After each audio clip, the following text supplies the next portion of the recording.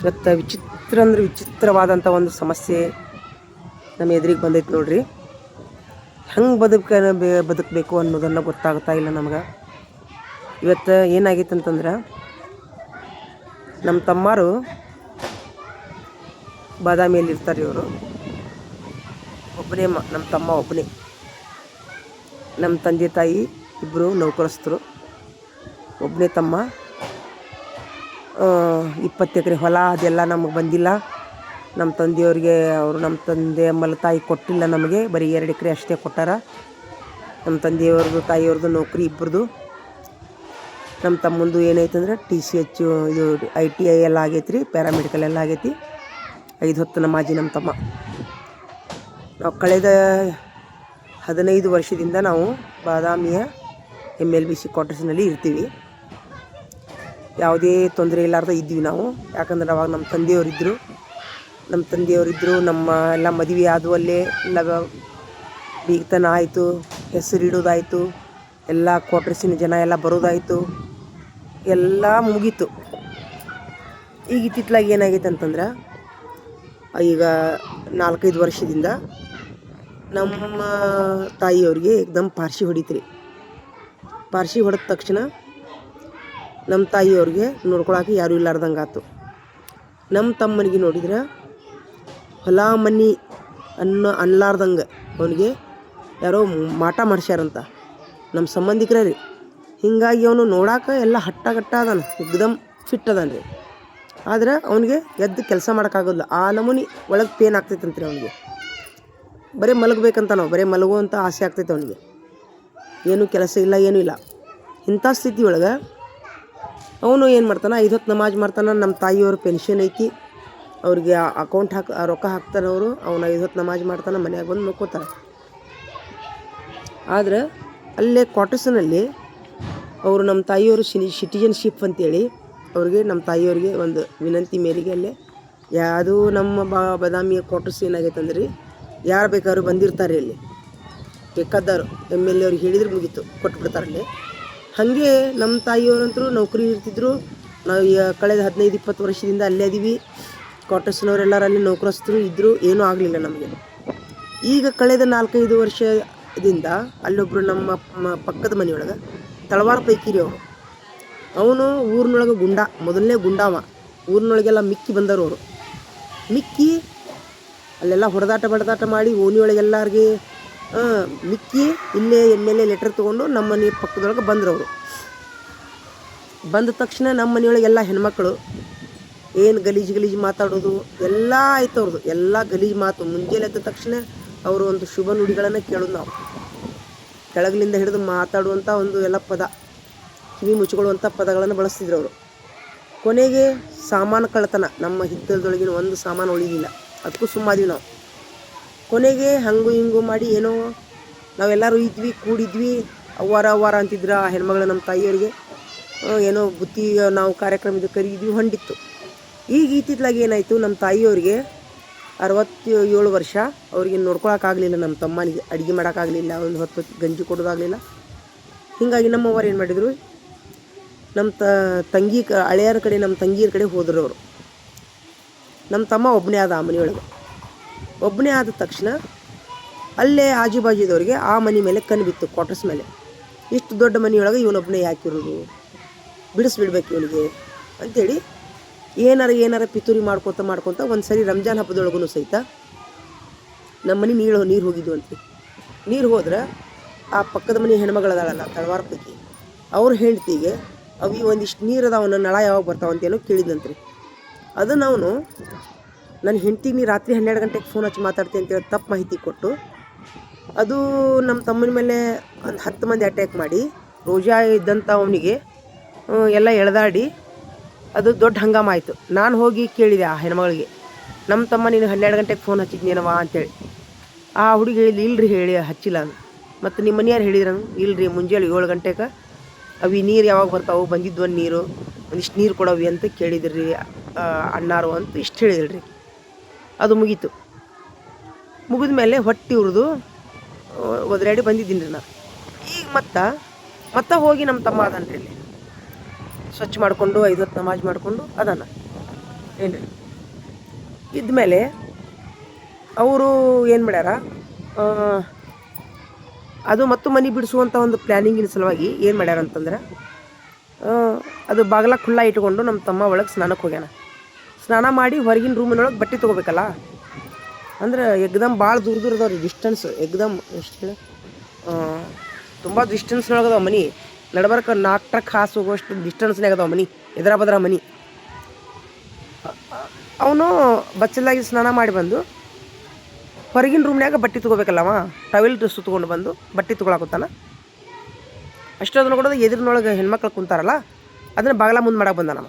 ಆಯ್ತು ನೋಡ್ರಿ, ಅಷ್ಟೇ ಆಗಿದ್ದು. ಅಲ್ಲೇ ನಮ್ಮ ತಾಯಿಯವ್ರಿಗೆ ನಮ್ಮ ತಂಗಿಯವ್ರಿಗೆ ಫೋನ್ ಹಚ್ಚಿ, ಇವನು ಬಾಜುದವನೇ ರೀ ಏನು ಪಿತೂರಿ ಮಾಡ್ಯಾರಂತಂದ್ರೆ, ಆ ಮನೆ ಬಿಡಿಸೋ ಸಲುವಾಗಿ ಈ ಮೊದಲೊಮ್ಮೆ ಏನಂದಿದ್ರಂತ, ನೀನು ಮನೆ ಬಿಡಬೇಕಾದ್ರೆ ಹೇಳಪ್ಪ, ನಮಗೆ ಮನೆ ಬೇಕಾಗೈತಿ, ನಮ್ಮ ಮನ್ಯಾಗ ಡೆಲಿವರಿ ಅದಾವು ತಮ್ಮ, ಮತ್ತು ನಾವು ಹಿಡಿತೀವಿ ನಿಮ್ಮ ಮನೆ ಅಂದಿದ್ರಂತ. ಅವಾಗ ನಮ್ಮ ತಮ್ಮ ಏನು ಹೇಳ್ಯಾನ್ರಿ, ಇಲ್ರಿ ಚಾಚಿ ನಾವು ಮನೆ ಬಿಡಂಗಿಲ್ಲ, ನಾವು ಇರ್ತೀವಿ ಅಂತ ಹೇಳ್ಯಾನ. ಹಂಗಂತೇಳಿ ಒಂದು ವಾರ ನಮ್ಮ ತಮ್ಮ ನಮ್ಮ ಹತ್ರ ಬಂದಿದ್ದೀನಿ ರೀ. ನಮ್ಮ ಹತ್ರ ಬಂದಿದ್ದಾಗ ಅದು ಮನೆ ಕೀಲಿ ಹಾಕಿತ್ತು. ಕೀಲಿ ಹಾಕಿದಾಗ ಸೈಬರ್ಗೆ ಹೋಗಿ ಏನು ಹೇಳ್ಯಾರ ಇವರು ಒಣ್ಣೆನ್ನವರು, ಸರ್ ಅದು ಮನೆ ಕೀಲಿ ಹಾಕಿದ್ದೈತ್ರಿ, ಮತ್ತು ನಮಗೆ ಕೊಡ್ರಿ ಅವ್ರು ಇರ್ಲಿಕ್ಕಂದು ಅಂತೇಳಿ ಅಲ್ಲೇ ಆಫೀಸ್ಗೆ ಹೋಗಿ ಹೇಳ್ಯಾರ ರೀ. ಆಫೀಸ್ನವರು ನಮ್ಮ ತಂಗಿಯರಿಗೆ ಫೋನ್ ಹಚ್ಚಾರ, ಆ ಮನೆಯೊಳಗೆ ಇರ್ತೀರಿ ನೀವು, ಇಲ್ಲಿ ಮನೆ ಕೇಳಕ್ಕೆ ಬಂದಾರಂತೇಳಿ. ಆವಾಗ ಮತ್ತು ನಮ್ಮ ತಮ್ಮ ಏನು ಮಾಡಿದ, ಆ ಮನೆ ಕೀಲಿ ಹಾಕಿದ್ರೆ ಇನ್ನು ಹಿಂಗೆ ಅವ್ರು ಮನೆ ಕೇಳ್ತಾರ ಅಂಥೇಳಿ ನಮ್ಗೆ ಇರಾಕೆ ಎಲ್ಲಿ ಮನೆ ಇಲ್ಲಲ್ಲ, ಹೊಳ್ಳಿ ಹೋಗಿ ಅದಾನ್ರಿ ಆ ಮನೆಯೊಳಗೆ. ಈಗ 1 ತಿಂಗಳಾಯ್ತು ಅವ ಇದ್ದು, ಏನೂ ಆಗಿಲ್ಲ. ಅಂದ್ರೆ ಅವ್ರು ಮೊದಲೇಗಿಂದ ಪ್ಲ್ಯಾನಿಂಗ್ ಮಾಡ್ಕೊತದಾರ ಅವ್ರು, ಹೆಂಗೆ ಮಾಡಿ ಇವಂಗೆ ಏನು ಮಾಡಿ ಅಪ್ಪ ಅದು ಹೊರಸುನು ಅಂತೇಳಿ. ಇವತ್ತು ಬೆಳಿಗ್ಗೆ ಏನಾಗೈತಿ, ಅವನು ಸ್ನಾನ ಮಾಡಿ ಟವೆಲ್ ಸುತ್ಕೊಂಡು ಹೊರಗೇನೋ ಬಟ್ಟೆ ಏನೋ ತೊಗೊಳಕ್ಕೆ ಬಂದಾನ. ನಮ್ಮ ತಾಯಿಯವ್ರಿಗೆ ನಮ್ಮ ತಂಗಿಯವ್ರಿಗೆ ಏನು ಫೋನ್ ಹಚ್ಚಾರ ಇವರು, ಅದ್ರೊಳಗೆ ನಮ್ಮ ಮುಸ್ಲಿಮ್ಸು ಸೇರ್ಯಾರ, ಎಲ್ಲರೂ ಸೇರ್ಯಾರ. ಮೇನ್ ನಮ್ಮ ಮುಸ್ಲಿಮ್ಸ್ದ್ರೊಳಗೆ ಒಬ್ಬರು ಅದ್ರಾಗ ಅವರು ಏನು ಮಾಡ್ಯಾರ, ನಿಮ್ಮ ಹುಡುಗ ಪ್ಯಾಂಟ್ ಕಳ್ಕೊಂಡು ಅಡ್ಡಾಡ್ಕೊಂತಾನೆ ಹೆಣ್ಮಕ್ಳು ನೋಡ್ಕೊಂತ ಅಂತೇಳಿ ಫೋನ್ ಹಚ್ಚಿ ಹೇಳ್ಯಾರ ನಮ್ಮ ಮನ್ಯಾಗ, ನಮ್ಮ ತಾಯಿಯವ್ರಿಗೆ ನಮ್ಮ ತಂಗಿಯವ್ರಿಗೆ. ಇದು ಹೇಳಿದ್ದೆ ನಮ್ಮ ತಮಗೆ ಗೊತ್ತಿಲ್ಲ ರೀ. ಈ ನಮ್ಮ ತಂಗಿಗೆ ನಮ್ಮ ತಾಯಿಯವ್ರಿಗೆ ಹೇಳಿದ ಥರನ ಅವ್ರು ಏನು ಮಾಡ್ಯಾರ, ಓಣಿ ಮಂದಿಗೂ ಹೇಳ್ಯಾರ ರೀ, ಈ ಹುಡುಗ ಹೆಣ್ಣು ಹುಡುಗಿಯರನ್ನ ನೋಡಿ ಪ್ಯಾಂಟ್ ಬಿಚ್ತಾನ ಒಳಗೆ ರೂಮ್ನ್ಯಾಗ ನಿಂತ್ಕೊಂಡಂತ ತಪ್ಪು ಮಾಹಿತಿ ಕೊಟ್ಟಾರ. ಅವಾಗ ಓಣಿ ಜನ ಎಲ್ಲರೂ ನಮ್ಮ ತಮ್ಮನಿಗೆ ರೀ, ನಾಚಿಕೆ ಐತಿಲ್ಲ ನಿನಗೆ, ಚರ್ಮ ಐತಿಲ್ಲ ನಿನಗೆ ಹಂಗೆ ಅಂತೇಳಿ ಹೊಡ್ಯಾಕೆ ಬಂದಾರ. ಕೊನೆಗೆ ನಮ್ಮ ತಮ್ಮ ನನಗೆ ಫೋನ್ ಹಚ್ಚಿ ಏನು ಹೇಳಿದ್ದೀನಿ ರೀ, ಯಾಕ ಇವ್ರು ಓಣ್ಯಾನ ಮಂದಿ ನನಗೆ ಯಾಕೋ ನಿನಗೆ ನಾಚಿಕೆ ಐತಿಲ್ಲ ಹಂಗೆ ಹಿಂಗೆ ಅಂತ ಸುಮ್ಮನೆ ಭಯ ಕುಂತಾರೆ ನೋಡ್ಯಾಕ, ನಾ ಏನು ಮಾಡಲಿ ಅಂತ ನನಗೆ ಫೋನ್ ಹಚ್ಚಿದ್ದೀನಿ ರೀ. ನಾನೇನಂದೆ, ಕಂಪ್ಲೇಂಟ್ ಕೊಟ್ಟು ಬಿಡಪ್ಪ ಅವ್ರ ಮೇಲೆ, ಸುಮ್ಮನೆ ಎದಕ್ಕೆ ಬೈತಾರೆ ಅವ್ರು ನಿನಗೆ ಮನ್ಯಾಗಿದ್ದಾಗ ಅಂತ ನಾನು ಹೇಳಿದ್ದೀನಿ ರೀ. ಹೇಳಿದ ಒಂದು 10 ನಿಮಿಷಕ್ಕೆ ನಮ್ಮ ತಂಗಿ ಫೋನ್ ಹಚ್ಚಿ ಹೇಳಿದ್ರು ನನಗೆ, ಯಾಕ ಓಣ್ಯಾನ ಮಂದಿ ಫೋನ್ ಹಚ್ಚಿದ್ರು, ಅಣ್ಣ ಏನೋ ಹಿಂಗೆ ಮಾಡಾಕುಂತಾನ ಅಂದ್ಕೊಳ್ಳೇನ. ಅವಾಗ ನನಗೆ ನಮ್ಮ ತಮ್ಮಂದ ಫೋನ್ ಬಂತು ರೀ, ಇನ್ನೊಬ್ರು ಆ ಬಾಜು ಮನೆ ಹುಡುಗನ ಕಡೆಯಿಂದ ಫೋನ್ ಬಂತು, ದೊಡ್ಡಮನಿ ಅಂತೇಳಿ, ಅನಿಲ್ ದೊಡ್ಡಮನಿ ಅಂತೇಳಿ. ಫೋನ್ ಬಂದ ತಕ್ಷಣ ನಾನು ಹೇಳಿದೆ, ನಾ ಏನು ಹೇಳಿದೆ, ನಮ್ಮ ತಮ್ಮ ಏನು ಮಾಡ್ತಾನಂತ ಕೇಳಿದೆ ನಾ. ಏನೋ ಮತ್ತು ಬೆತ್ತಲೆ ಅಡ್ಡಾಡ್ತಾನಂತ ಏನೋ ಹೇಳಿರಂತ ನೀವು, ಅದಕ್ಕೆ ನಾನು ಒಂದು ಕುಡ್ಗೋಲು ಮಾಡಿಸ್ಕೊಂಬರ್ತೀನಿ, ಒಂದು ಕುರಾನ್ ಪೆಟ್ಟಿಗೆನೂ ತೊಗೊಂಬರ್ತೀನಿ ನಾನು. ನಮ್ಮ ತಮ್ಮ ಹೆಣ್ಮಕ್ಳು ನೋಡಿ ಬೆತ್ತಲೆ ಅಡ್ಡಾಡಿದ ಕರೆ ಆಗಿತ್ತಂದ್ರೆ ನಮ್ಮ ತಮ್ಮನ ಕಡಿತೀನಿ ನಾನು ನಿಮ್ಮ ಮುಂದನ, ಮತ್ತು ಏನು ಮಾಡ್ತೀನಿ, ಕುರಾನನ್ನು ಹೊರಿಸ್ತೀನಿ ನಾನು ನಿಮಗೆ ಅಂತ ಜೋರು ಬಾಯ್ ಮಾಡಿದ್ದೀನಿ ನಾನು. ಜೋರು ಬಾಯ್ ಮಾಡಿದ ತಕ್ಷಣ ಏನು ರೀ, ಜೋರು ಬಾಯ್ ಮಾಡಿದ ತಕ್ಷಣ ನಾನು ಕುರಾನ್ ಮಾತು ಇದು ಏನೋ ಈಗ ಏನು ಮಾಡಬೇಕು, ಬೆತ್ತಲೆ ಅಡ್ಡಾಡ್ತಾರಂದ್ರೆ ಯಾರಿಗಾದ್ರೂ ಸಿಟ್ಟು ಬರ್ತೈತಿ ರೀ, ನನಗೂ ಸಿಟ್ಟು ಬಂತು ನಮ್ಮ ತಮ್ಮನ ಮೇಲೆ. ಹಂಗಂದ ತಕ್ಷಣ ಕುರಾನ್ ಹೆಸರು ತೆಗೆದ್ನಿಲ್ಲ ರೀ ನಾನು, ಕಡಿತೀನಿ ನಾನು ನಮ್ಮ ತಮ್ಮನ್ನ ಕಡಿತೀನಿ ನಾ ಮೊದ್ಲು ಅಂತ ಹೇಳಿದ್ನಲ್ಲ. ಆವಾಗ ಹೆಣ್ಮಕ್ಳೆಲ್ಲರೂ ಅಲ್ಲೇ ನಿಂತಾರೆ ರೀ, ಓನೇನವ್ರು ಸುಮ್ಮಾಗಿಬಿಟ್ರು. ಅವರು ಸುಮ್ಮಾಗಿ ಇಲ್ಲ ಹಂಗೇನು ಅಡ್ಡಾಡಿಲ್ಲವ, ಬಾಗಿಲ ಹಾಕ್ಕೊಲಾರ್ದ ಬಟ್ಟೆ ಜಳಕ ಮಾಡಿ ಹಂಗೆ ಹೊರಗೆ ಬಂದ, ಬಟ್ಟೆ ಇಲ್ಲಾರ್ದಂದ್ರೆ ಬೆತ್ತಲೆ ಬಂದ ಅಂತ ಕೇಳಿದೆ ನಾನು. ಇಲ್ಲ ಇದು ಹಾಕ್ಕೊಂಡಿದ್ದೆ ನಾನು, ಲುಂಗಿ ಸುತ್ತಕೊಂಡಿದ್ದೆ, ಆದರೆ ಬಾಗಿಲ ಮುಂದೆ ಮಾಡಬೇಕಿಲ್ಲ ಅಂತ ಅಂದ್ರಿ ನನ್ನ ಮುಂದೆ ಅಂದರು ಅವರು. ನಮ್ಮ ತಮ್ಮ ಕೊಡಂದೆ, ನಮ್ಮ ತಮಗೆ ಕೊಟ್ಟ ತಕ್ಷಣ, ನೋಡಪ್ಪ ತಮ್ಮ ನಿನಗೆ ಹೇಳ್ತೀನಿ ನೋಡು, ನೀನು ಮತ್ತು ಹೆಣ್ಮಕ್ಳು ನೋಡಿ ನೀನು ಬೆತ್ತಲೆ ಅಡ್ಡಾಡಿದ ಕರೆ ಆಗಿತ್ತಂದ್ರೆ ಮತ್ತು ನಾನು ನಿನಗೆ ಕುಡ್ಗೋಲ್ ತೊಗೊಂಡು ಕಡ್ದು ಬಿಡ್ತೀನಿ ನೋಡಂತ ನಮ್ಮ ತಮ್ಮಗೆ ಹೇಳಿ ಹೆದರ್ಸಿದ್ದೀನಿ ನಾನು ಫೋನ್ಯಾಗ. ಇಲ್ಲಕ್ಕ ನಾ ಹಂಗೆ ಅಡ್ಡಾಡಿಲ್ಲ, ನಾ ಜಳಕ ಮಾಡಿ ಬಾಗಲ ಖುಲ್ಲ ಇತ್ತು, ಜಳಕ ಮಾಡಿ ನಾನು ಬಚ್ಚಲ್ದಾಗಿಂದ ಸೀದಾ ಹೊರಗಿನ ರೂಮ್ನ್ಯಾಗ ಬಟ್ಟೆ ತೊಗೊಳಕ್ಕೆ ಬಂದೆ. ನಾನು ಲುಂಗಿ ಸುತ್ಕೊಂಡಿದ್ದೆ, ನಾನು ಟಾವಿಲ್ ಸುತ್ಕೊಂಡಿದ್ದೆ.